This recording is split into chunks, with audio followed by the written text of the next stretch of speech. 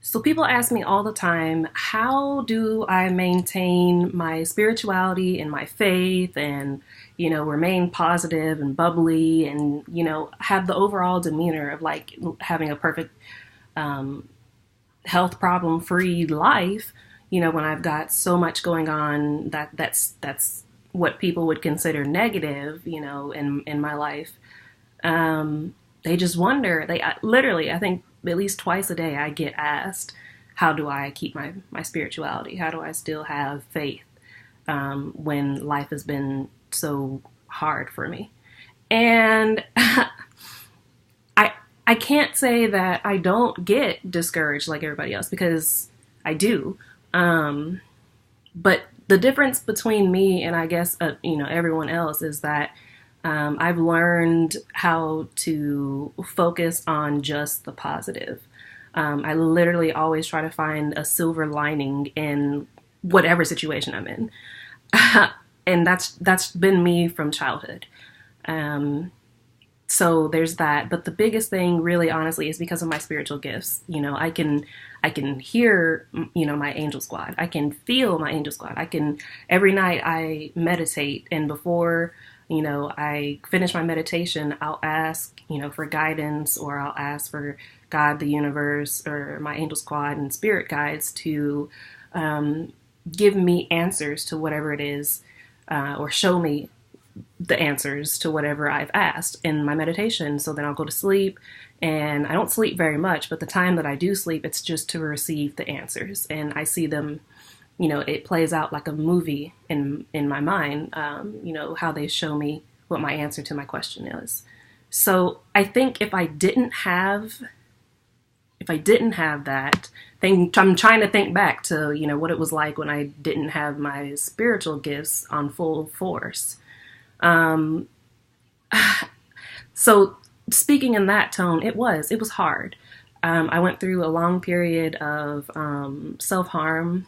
I still have the marks on my arm from cutting myself. Um, I, I just didn't, I hated everything about life. And to a degree, I still do, but I don't like being here because I can remember what it was like to be free, in a different world or universe. It's a whole lot, like I said, this is a whole lot of things, that a whole lot of people aren't going to understand, but it's not for everyone. But really, it was hard for me when I was young, 13, 14, 15, especially at 15 when my health stuff kicked in. I i literally lost everything. I couldn't be a normal teenager. I couldn't go out with my friends because I was passing out. It was just unpredictable at the time when I got diagnosed with Crohn's disease. I was in and out of the hospital, in and out of the ER. I couldn't eat. It just, and I was at what I thought was the peak of my life. I was doing acting and modeling, I was like a size 0 because I couldn't eat anything with the Crohn's disease. And then I started passing out randomly all the time. So then my mom didn't even want me to go to my friend's house or to really be out of the house because she was so afraid that I was just going to pass out in the middle of some public place and nobody would know, and why wouldn't you think that when your kid's been diagnosed with like a condition that will cause them to randomly pass out? So I just remember feeling like I asked God, I said, why did you leave me? Why did you let this happen to me? And then the answers came back as a vision in my dream where I was where I was sitting at a table reading the book of Job and telling, that was God and, my angels in the universe telling me that, these are just tests and steps that you have to go through and learn in your life before you are going to be able to reap the benefits and have the life that you want later on. It was preparing me for when I had my empire built and how to handle life, how to handle certain situations. And of course, there's things that I had to learn by going through this tough time. I needed to stop and recenter, focus on myself because I didn't love myself. And that was issue number one. I didn't love myself. I wasn't treating myself very well. I put everyone and everything above my well-being.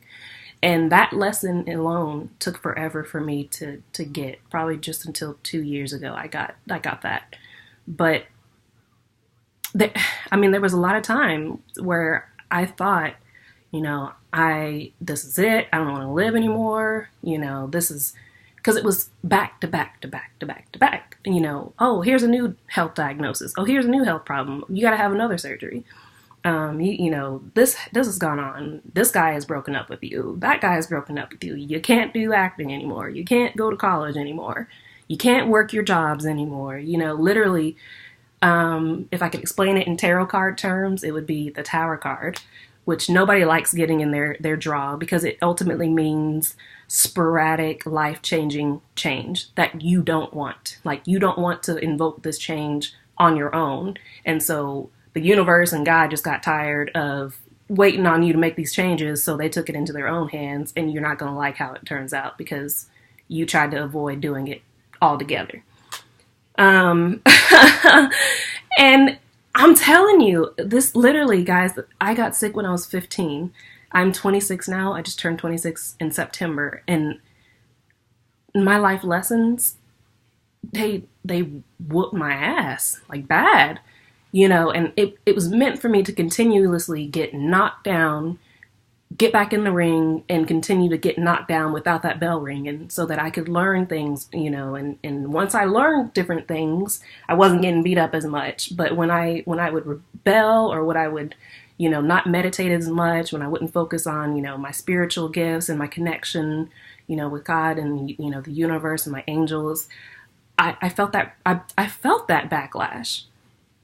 But it's now that I'm where I am now spiritually, I just know, I know where I'm going. I know what's coming for me. I know how I see that every day. I feel it. I just know it.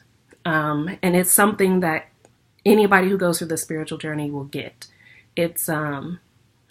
That's why they call it the road less traveled, because it's hard. You're going to go through, you're going to get beat up, you're going to get beat down, you're going to be angry, you're going to be frustrated, you're going to do things that you didn't want to do, you tried to avoid, and it's meant for that because you got to work for it. You have to be prepared. The world's not going to send you into a battle and you haven't prepared for anything. But that's me. Every single day I get up and I say, I know I'm doing this. My life is going exactly how God and the universe planned it. I've said that since day one, and I still believe that. Even though, right now my knee feels like it's going to fall off, but I'm very blessed. I'm very protected. I'm, a divine child, and I know I'm going to be safe and everything's going to be taken care of for me. And it's something I know. So even though I'm still going through, having to try to get my bones and whatnot situated, I still press on because I know that in the end it's going to be worth it. And I think that's really the biggest thing that drives me, is knowing that I'm going to be okay. I'm going to make it, and I'm going to be something.